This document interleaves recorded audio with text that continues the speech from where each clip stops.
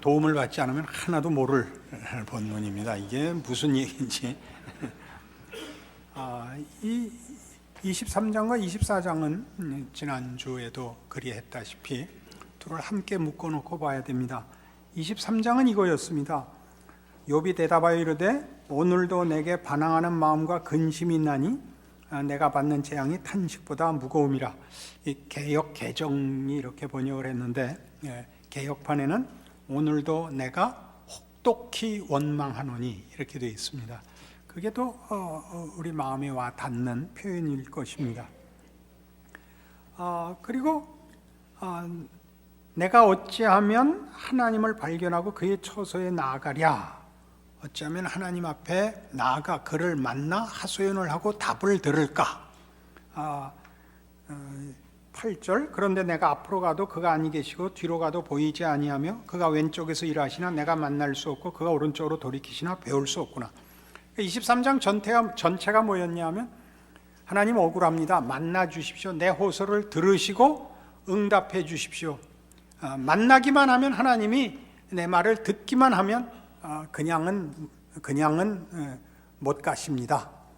그렇게 23장은 호소를 하면서 24장에 들어오면 그런데 하나님은 제때에 안 만나 주시더라 이거죠. 그러니까 24장 1절이 어찌하여 전능자는 때를 정해 놓지 아니하셨는고. 그러니까 잘못하면 그때 꾸짖어야 되고 잘하면 그때 복을 주셔야 되는데 안 그러더라 말이죠. 그래서 2절 보면 어떤 사람은 땅에 경계표를 옮기며 양떼를 빼앗아 기르며 고아의 나귀를 몰아가며 과부의 소를 볼모 잡으며 가난한 자를 길에서 몰아내나니 세상에서 학대받는 자가 다 스스로 숨는구나. 학대받는 자가 다 숨는다는 건 저들이 득세한단 말이죠. 악한 자가. 그리고 5절 이하에는 그들은 거친 광야에 들나귀 같아서 나가서 일하며 먹을 것을 부지런히 구하니 빈들이 그들의 자식을 위해 그에게 음식을 내는구나. 이렇게 밭에서 남의 꼴을 베며 악인이 남겨둔 포도를 따며 이렇게 하고 싶은 대로 다 하고 학대하고 착취하고 마음껏 죄를 저지르고 있는데 의복이 없어 벗은 몸으로 밤을 지내며 추워도 덮을 것이 없으며 산중에서 만난 소나기에 젖으며 가릴 것이 없어 바위를 안고 있느니라. 가릴 것이 없어 바위를 안고 있는 건 정말 심각한 겁니다. 그죠? 이런 말도 안 되는 비극이 있고 이게 말도 안 되는 어떤 악행과 불의가 큰 소리를 치고 있고 11절 그 사람들의 담 사이에서 기름을 짜며 목말라 하면서 술투를 밟느니라. 악행하는 자들 사이에 치여서 산단 말이죠. 고래 등에 새우가 등이 터져서 산단 말이죠. 성중에서 죽어가는 사람들이 신음하며 상한 자가 부르짖으나 하나님이 그들의 참상을 보지 아니하시느니라. 이거죠. 그 제때에 답하지 아니하시는 거. 그러니까 하나님 왜 안 만나 주십니까? 지금 안 만나 주시면 도대체 어떻게 하시겠다는 겁니까? 이런 이제 하소연이죠. 지금 살려 주셔야지. 나중엔 만나 주셔도 소용이 없습니다. 그런데 그런 일이 세상에 많더라 이거죠. 악한 자가 그 잘못하는 일에 벌을 받지 않고 어려운 일을 당할 이유가 없는 약한 자들이 자기네 억울함을 또한 누구한테서 보상받거나 이렇게 보호를 받지 못한단 말이죠. 13절 이하는 광명을 배반하는 사람들은 이러하니 그들은 그 도리를 알지 못하며 그 길에 머물지 아니하는 자라. 사람을 죽이는 자는 밝을 때 일어나서 학대받는 자나 가난한 자를 죽이고 밤에는 도둑같이 되며 가늠한 자의 눈은 저물기를 바라며 아무 눈도 나를 보지 못하리라고 얼굴을 가리며 어둠을 틈타 집을 뚫는 자는 낮에는 잠기고 있으므로 광명을 알지 못하나니 그들은 아침을 죽음의 그늘같이 여기니 죽음의 그늘의 두려움을 알미니라. 밤에 하죠. 밤에. 아침도 밤같이 여긴다고요. 백주에도 밤인 양. 원래 악당은 숨어서 해야 되는데 밝은 때도 어둠에서 해야 될 일을 밝은 때도 나와서 해서 아침을 죽음의 그늘같이 여긴단 말이죠. 이제 욥의 호소들이에요. 그 이제 쭉 그런 얘기입니다. 억울한 일이 한두 개가 아니고 말이 안 되는 일이 한두 가지가 아닌데 악한 일을 당하고 아무 벌을 받지 않는 자가 있고 고생하고 정직하게 살아서 또 오히려 학대를 받고 처참한 인생을 사는 자가 있는데 그 반대라고 해도 어느 것도 다 25절 가령 그렇지 않을지라도 능히 내 말을 거짓되다고 지적하거나 내 말을 헛되게 만들 자 누구랴. 세상에 무슨 원칙이 있더냐? 원칙이 많죠. 지는 게 이기는 거다. 지는 건 지는 거고 이기는 건 이기는 겁니다. 살아보면 지는 게 이기는 거다는 진 사람들끼리 모여서 만든 표어입니다.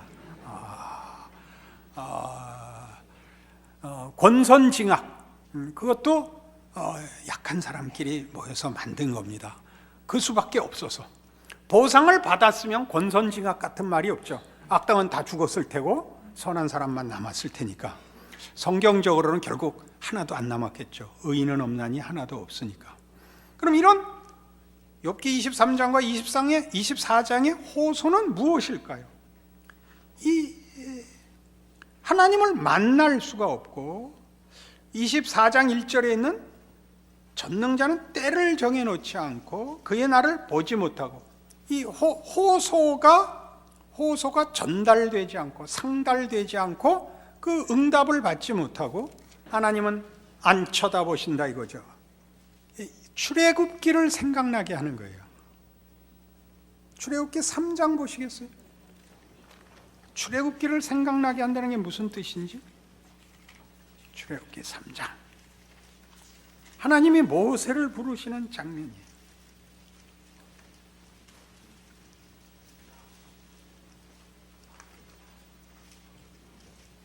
떨기나무에서 이제 하나님을 만납니다. 6절에 이렇게 기록합니다. 또 이르시되 나는 네 조상의 하나님이니 아브라함의 하나님, 이삭의 하나님, 야곱의 하나님이니라. 모세가 하나님 배웁기를 두려워하여 얼굴을 가리매 여호와께서 이르시되 내가 애굽에 있는 내 백성의 고통을 분명히 보고 그들이 그들의 감독자로 말미암아 부르짖음을 듣고 그 근심을 알고 내가 내려가서 그들을 애굽인의 손에서 건져내고 그들을 그 땅에서 인도하여 아름답고 광대한 땅 젖과 꿀이 흐르는 땅 곧 가나안 족속, 헷 족속, 아모리 족속, 브리스 족속, 히위 족속, 여부스 족속의 지방에 데려가려 하노라. 보고 듣고 알고 모세를 보내어 구출합니다. 우리는 이미 욥기가 뭐와 이렇게 대조되어 구약 성경의 하나님과 하나님의 통치에 대한 중요한 신앙의 내용으로 서 있는가를 확인했었습니다. 신명기와 나란히 놓아야 된다 그랬죠. 신명기는 뭐였습니까? 인과응보였습니다. 자기가 한 대로 복을 받거나 벌을 받는 것입니다. 신명기 대표적인 28장 이야기였죠. 너희가 내 말을 듣고 순종하면 나가도 복을 받을 것이요 들어와도 복을 받을 것이며 내가 내 말을 듣지 않으면 나가도 저주를 받고 들어와도 저주를 받을 것이라. 신명기적 성경에서 제시하는 하나님의 백성들의 신앙이어야 되는 것입니다. 그러나 여기 욥기는 그 얘기를 하지 않죠. 우리가 시편 103편에서 본 바와 같이 이미 하나님은 여호와로라 여호와로라 은혜롭고 자비롭고 노하기를 더디하고 인자와 진실이 많은 하나님이로다 라고 인과응보를 벗어나는 분으로 모세에게 당신을 또 이스라엘 백성에게 당신을 나타내셨다고 시편 103편이 요약합니다. 우리가 행한 대로 갚지 아니하신다. 동이 서에서 먼 것 같이 우리 죄를 기억지 아니하신다. 부모가 자식을 불쌍히 여기시는 것 같이 우리를 대하신다. 거기는 인과응보를 벗어나는 하나님, 하나님의 통치, 하나님의 심판이 그려져 있습니다. 그걸 이제 한 번 더 하는 셈이죠. 출애굽기에 나오는 출애굽 사건에서 보여지는 하나님을 알고 하나님 앞에 기도하는 자들의 기도를 들으시며 그들의 현실을 보시며 그들의 형편을 아시는 하나님, 그래서 개입하시고 마땅한 대로 보응하시는 의로우신 하나님, 이 출애굽에서 드러난 이스라엘 역사에서 증명된 하나님이시라면 욥기에서는 그것이 뒤집히고 있습니다. 하나님은 보지 않으십니다. 듣지 않으십니다. 찾아가도 만나주시지 않습니다. 그래서 다시 돌아와 우리 욥기 23장에 오면 이 중요한 고백이 어떤 의미를 가졌는가를 생각하게 만듭니다. 욥기 23장 8절 9절을 다시 보죠. 그런데 내가 앞으로 가도 그가 아니 계시고 뒤로 가도 보이지 아니하며 그가 왼쪽에서 일하시나 내가 만날 수 없고 그가 오른쪽으로 돌이키시나 배울 수 없구나. 그래놓고 느닷없는 이 말씀이 나오죠. 욥기에서 유일하게 알아들을 수 있는 구절이 나옵니다. 그러나 내가 가는 길을 그가 아시나니 그가 나를 단련하신 후에는 내가 순금같이 되어 나오리라. 내 발이 그의 걸음을 바로 따랐으며 내가 그의 길을 지켜 치우치지 아니하였고 내가 그의 입술의 명령을 어기지 아니하고 정한 음식보다 그의 입의 말씀을 귀히 여겼도다. 그는 뜻이 일정하시니 누가 능히 돌이키랴. 그의 마음에 하고자 하는 것이면 그것을 행하시나니 그런즉 내게 작정하신 것을 이루실 것이라. 이런 일이 그에게 많이 있느니라. 이 10절에서 14절까지 얘기는 사실은 앞의 문맥과 전혀 어울리지 않아 보입니다. 우리는 이제 마음으로 하나님이 누구신지를 알고 예수 안에서 신앙을 갖고 있으니까 억지로 갖다 붙이죠. 앞에는 뭔지 모르겠고 하여튼 하나님은 결국은 잘해 주실 거다. 욥은 그것을 알고 있고 그것을 지켰기 때문에 그는 훌륭한 사람이다. 이렇게 묶었죠. 그러니까 우리 신앙생활 하다가 실제로 그래도 상대적으로 신실하고 정직하고 애썼는데 그 보상받는 거 보면 맞지 않는 경우를 늘 당합니다. 분명히 내가 쟤보단 나아 보이는데 쟤가 쟤 가운데 앉아야 되는데 내가 쟤 가운데 앉고 쟤는 쟤 가운데 안 앉고 보다 말이 안 되는 보상을 받고 있는 경우를 늘 봅니다. 그럼 이제 묶어서 할 수 없습니다. 주께서 오시면 결국은 알곡과 가라지를 나누실 거야. 그러나 지금은 불편합니다.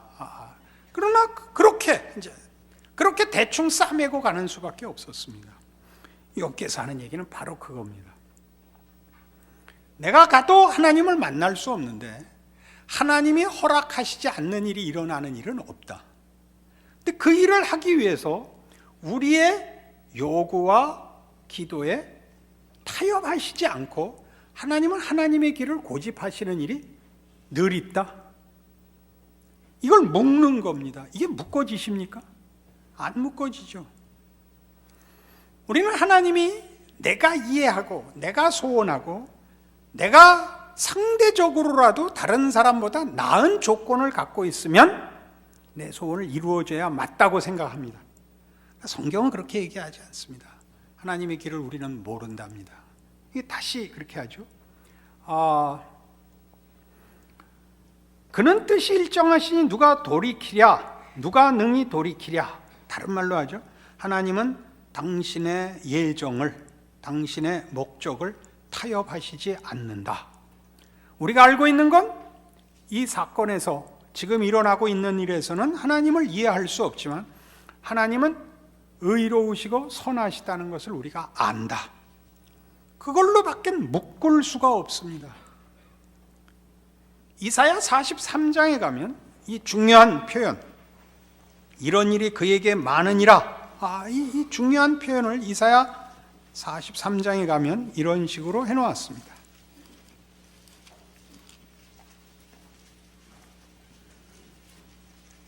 10절 말씀부터 보죠. 구약성경 1020페이지입니다. 나 여호와가 말하노라. 너희는 나의 증인, 나의 종으로 택함을 입었나니 이는 너희가 나를 알고 믿으며 내가 그인 줄 깨닫게 하려 함이라. 나의 전에 지음을 받은 신이 없었느니라. 나의 후에도 없으리라. 나 곧 나는 여호와라. 나 외에 구원자가 없느니라. 내가 알려주었으며 구원하였으며 보였고 너희 중에 다른 신이 없었나니 그러므로 너희는 나의 증인이요 나는 하나님이니라. 여호와의 말씀이니라. 과연 태초로부터 나는 그이니 내 손에서 건질 자가 없도다. 내가 행하리니 누가 막으리요. 나는 여호와라. 나는 그라. 나는 그라. 이게 이제 아까 우리 출애굽기 3장에서 하나님이 모세를 불러 그의 뜻을 모세에게 알리고 명령을 줄 때 모세의 질문에 한 답입니다. 내가 내 백성에게, 하나님의 백성에게 가면 그들이 누가 나를 보냈냐고 물을 텐데 그때 누가 보냈냐고 내가 하나님의 이름을 알아야 가서 될 것 아닙니까? 나는 스스로 있는 자니라. 여기는 나는 그는 뜻이 일정하시니, 지금 욥기 23장 표현입니다. 24장에서 보는 이 말이 안 되는, 왜 악당에게는 벌을 내리지 않는가? 왜 의인에게 보상하시지 않는가? 하나님은 왜 그 때를 감추시는가? 지금이 그때 아닌가? 아니다. 하나님은 하나님의 뜻이 있으시다. 그래서 우리의 소원과 우리의 요구와 간격을 유지하시고 그의 뜻을 이루시는 분이다. 이런 일이 그에게 많다. 그가 가진 뜻을 누가 돌이키겠느냐?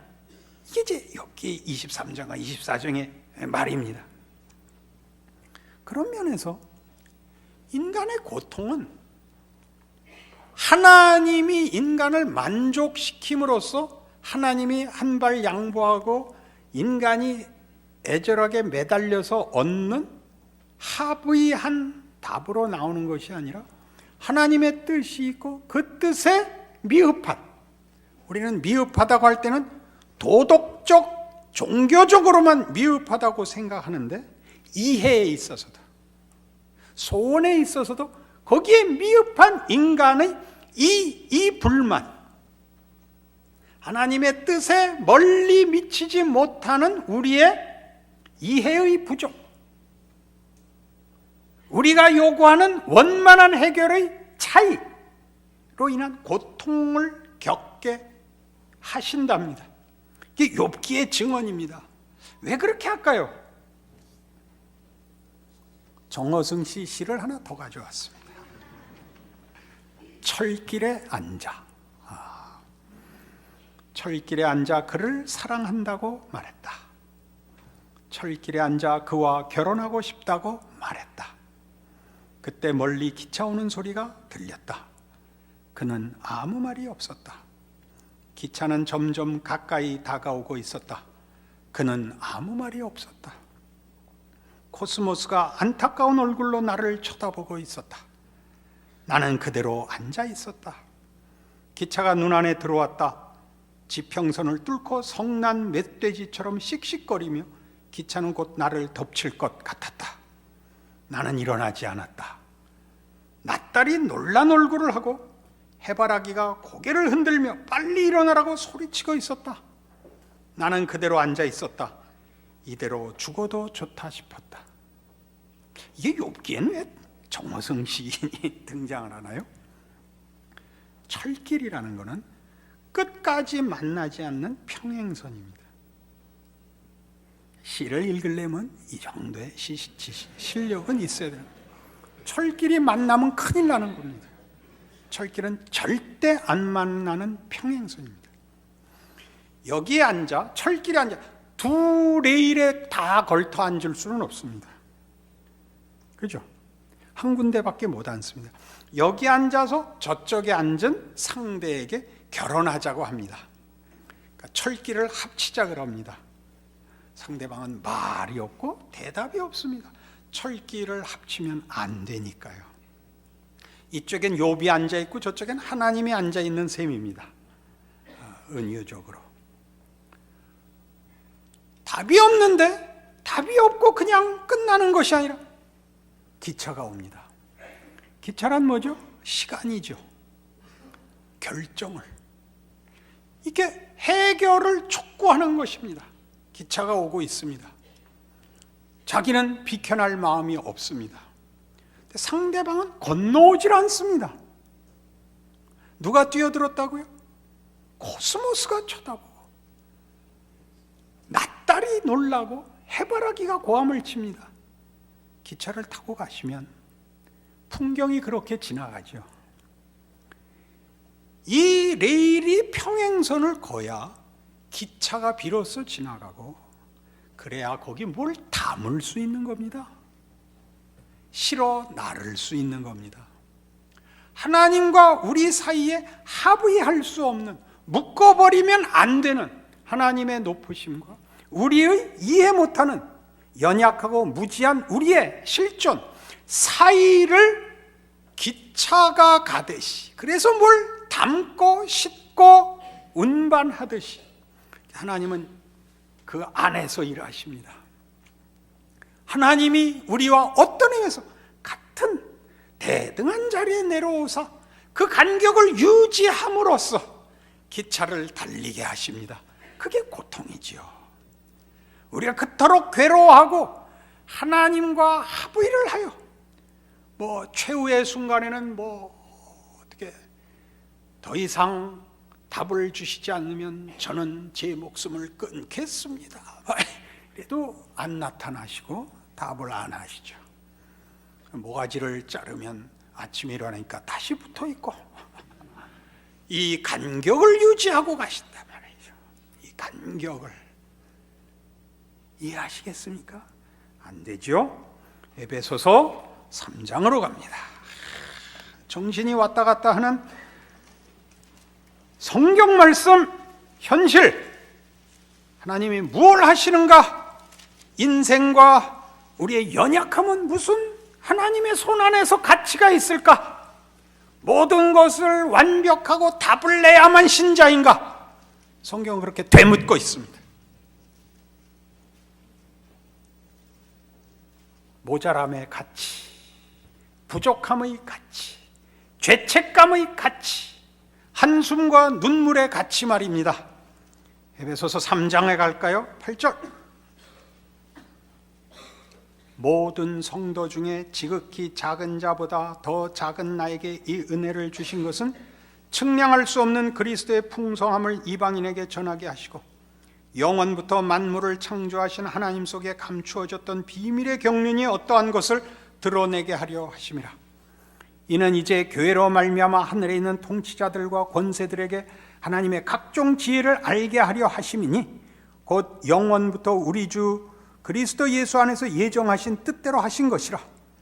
우리가 그 안에서 그를 믿음으로 말미암아 담대함과 확신을 가지고 하나님께 나아감을 얻느니라.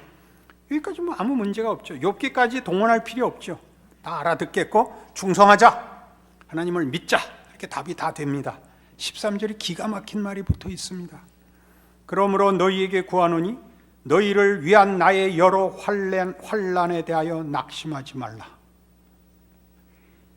이 큰 믿음과 하나님의 일하심에 그 증량할 수 없는 지혜와 능력을 받느냐?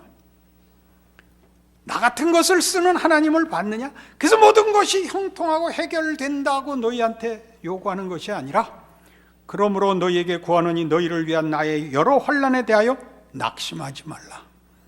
언제가 제가 이거 했죠? 저를 위해서 기도하지 말라고, 우리 목사님 건강하시라고 기도하지 말고 당신들이나 잘하세요. 자기 인생을 사세요. 고통을 감수하세요. 예수를 믿잖아요. 뭘 다 해결해 달라는 게 도대체가? 왜 철기를 묵재는 거예요? 다시는 떨어지지 않게 2번 꼬아서 묵재는 거 아니에요? 그럼 어떻게 되는 게 기차가 꽈배기가 될걸요? 그죠? 하나님의 일하심의 신비 중에 신비가 뭐죠? 십자가입니다.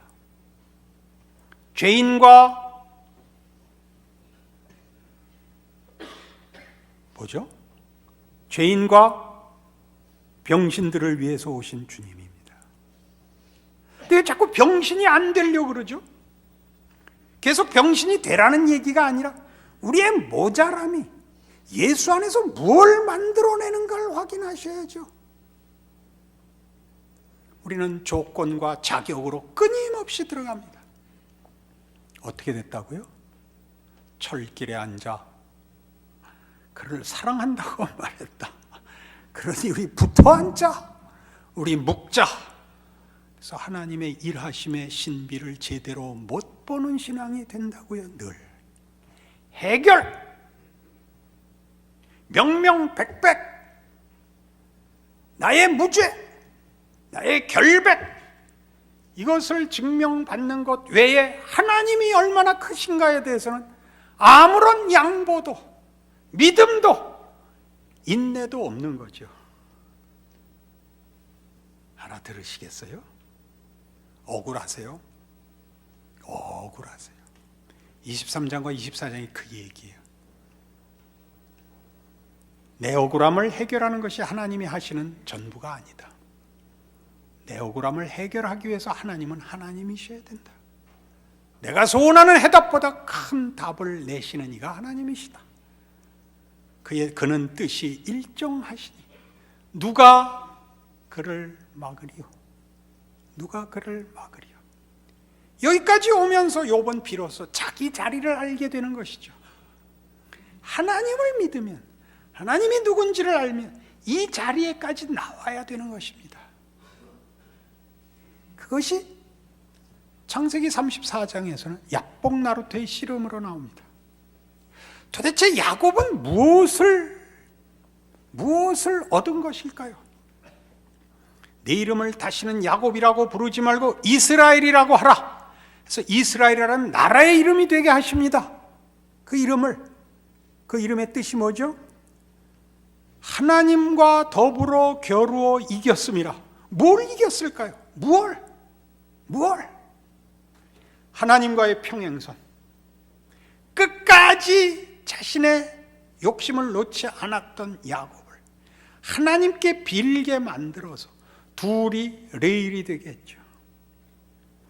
야곱이 전생애를 회개하여 하나님 앞에 항복하고 복을 받아내는 자로 들어오는 것이 아니라 야곱의 인생이 하나님의 유일하게 복을 주시는 주권자 하나님에게 묶임으로써 그의 하나님의 뜻을 거역하고 걸어간 그의 길을 하나님과 묶고 그 폭과 넓이와 깊이를 갖도록 야곱을 이스라엘로 축복하시는 것입니다.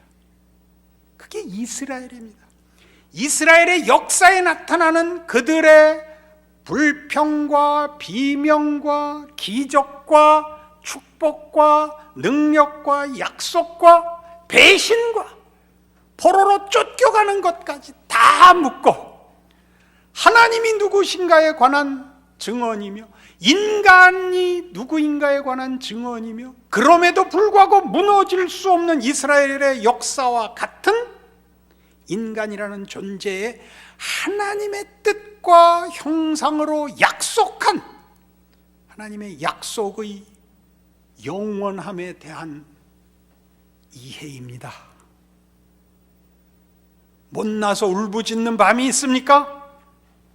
고치려고 하는 것보다 먼저 죄책감을 없애고 탓할 것이 없는 사람이 되는 것이 기독교 신앙의 최우선 과제가 아니라 하나님을 붙잡고 있는 한 쓸모있게 된다. 이 역전과 반전, 하나님을 사랑하는 자, 곧 그 뜻대로 부르심을 입은 자들에게는 모든 것이 합력하여 선을 이룬다가 무엇인가를 아는 자리에 나가시라고 욥기가 42장이나 있다 그랬습니다. 못 알아들으시는 건 좋은데 표정을 그렇게 하진 말라고. 그렇죠? 알아듣는 것 같이 더 생각해 보겠노라고. 성경 말씀입니다. 그러니 기억하고 신자로 산다는 게 무엇인지 한 번 더 생각하십시오. 답이 없는 게 꼭 답이 없는 거냐? 해결이 안 되는 게 꼭 손해고 잘못이냐?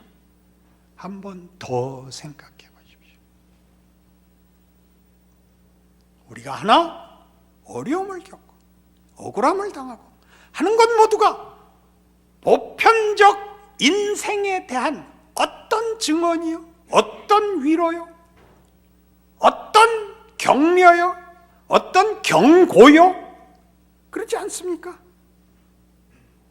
잘못한 사람, 미련한 사람에 대하여 받는 우리의 어떤 유익, 어떤 순종과 지성과 헌신에 대해서 갖는 도전, 그런 유익, 그렇게 하나님은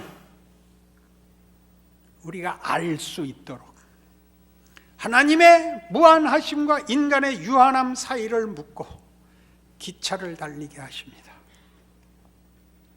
그게 인생이죠. 코스모스도 보시고 해바라기도 만나시고 낫달도 만나십시오. 하나님이 우리에게 누구신가를 기억하여 우리에게 일어난 모든 현실을 하나님을 알고 하나님의 일하심을 확인하고 하나님의 자녀라는 사실에 대하여 모든 것을 견딜 수 있는 신앙으로 묶으십시오. 그것이 욥기가 주는 교훈입니다. 기도하십시다. 하나님 아버지 은혜를 감사합니다. 우리 평생에 가지는 죄책감, 우리의 못난 것, 한심함, 어떻게 해볼 수 없는 죄성, 이것까지 다 묻고 하나님 일하신다는 사실에 놀랍니다. 하나님, 모든 성경에 기록된 하나님의 사람들이 확인하고 항복한 것은 저들의 위대함과 저들의 성과가 아니라 하나님에 대한 항복이었습니다. 주의 이름에 대하여 놀라고 주의 일하심에 놀랐습니다. 하박국이 그랬습니다. 하나님에 대하여 놀랍니다. 나라가 망해가는 자리에서도 하나님 한 분만을 인하여 내가 노래할 수 있다, 찬양할 수 있다, 소리 높여 기록했습니다. 그렇습니다. 그것은 우리 모두에게 허락된 하나님의 자녀가 가지는 그 커다란 특권입니다. 우리의 인생을 망칠 수 있는 것은 없습니다. 하나님의 자녀입니다. 우리의 못난 것도 하나님의 은혜와 기적과 자비와 능력 안에서 선을 이룰 것입니다. 그러므로 두렵고 떨림으로 현실을 살아야 합니다. 내 인생을 살아야 합니다. 다른 것으로 핑계대지 않아야 합니다. 한 번밖에 못 사는 인생입니다. 믿음으로 사는 인생을 제대로 살아 기적과 하나님이 일하시는 그 신비와 하나님의 영광을 맛보는 귀한 삶이 되도록 이 저녁 주신 말씀으로 우리를 묶어 주시옵소서, 힘 주시옵소서. 예수님 이름으로 기도합니다. 아멘.